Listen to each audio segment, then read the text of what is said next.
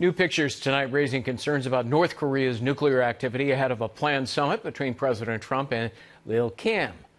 A satellite image taken last week shows construction of a new building near North Korea's experimental light water reactor. Joining me now, Gordon Chang, Daily Beast columnist and author of Nuclear Showdown, North Korea's Take on the World. It's a good book. You should read it.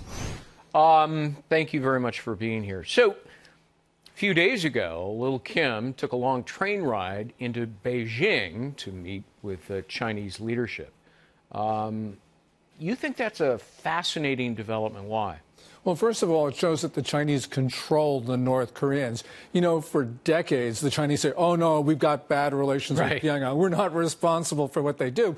But we also know that North Korea gets its components, equipment, materials for its nuclear weapons program from China, and China supplies crucial equipment and probably technology for North Korea's ballistic missile program. So China's influence on this whole process of trying to denuclearize North Korea has been malign. And the one thing that President Trump did, which was brilliant, was to agree to talk to Kim Jong Un directly without the Chinese in the room. Now the Chinese are trying to reinsert themselves in the process. This isn't good.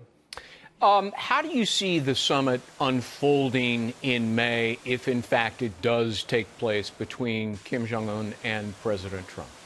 I think that it starts a very long conversation between American and North Korean officials.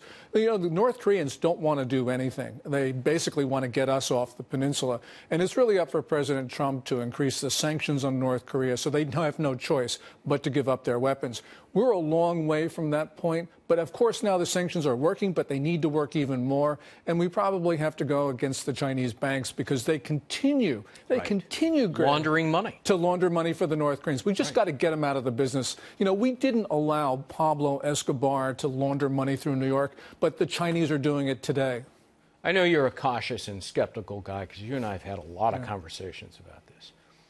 What's the real likelihood that North Korea would actually denuclearize? That's not a Kim question, as people normally frame it. It's a Trump question. It's a question of how much the American president is willing to do to get the North Koreans to stop. We can do it without the use of force. We can do it with force. But really, it's going to be a question of what President Trump decides to do. What should he do? I think that he should go after and increase the sanctions on North Korea directly, but also go after the Chinese and vacuum up the money that's coming in from places all over the world into North Korea. We know where it's coming from. We just need to spend a lot of effort to stop it. But from what I read, and I think you and I talked about this last time, Kim's broke, right? He's getting broke. The Chinese say that Office Number 39, which is the Kim family slush fund, is running low on cash. That sounds right. Also, the South Koreans are saying that, look, he might run out of foreign currency reserves by October. I don't think it's October, but we're getting close to the point where the Kims really need cash. So the stick would be, you know, threat of force by the United States and continued increased sanctions. What's the carrot?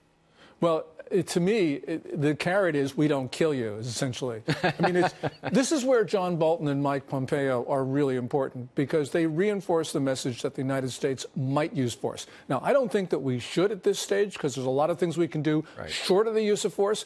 But, you know, Bolton's presence in the background just tells Kim Jong Un that, look, if he doesn't come to terms, if he doesn't honor prior obligations, we can take him out. Well, you know, in the past, American presidents have offered, and some, in fact, have, you know, been snookered by giving them aid. Should that be on the table? Only after they give up their nukes. And it has to be verifiable. It has to be the strictest inspection regime on Earth. But the IAEA was in there decades ago, and of course they were playing a shell game, right? They were working on their uranium enrichment. While IAEA was looking at plutonium. Right. And also, you know, the IAEA restrictions that were imposed on it because of the agreements with North Korea really meant that those inspections only covered that one 5-megawatt reactor at Yongbin. What we need to do is anytime, anywhere inspections, which means we tell Kim we're going to X city, we go to X city immediately. No fooling around. All right. And into those tunnels in the mountains as well. Everywhere. Okay. Gordon Chang, thank you so much for being with us. Good to see you. Thanks, Greg.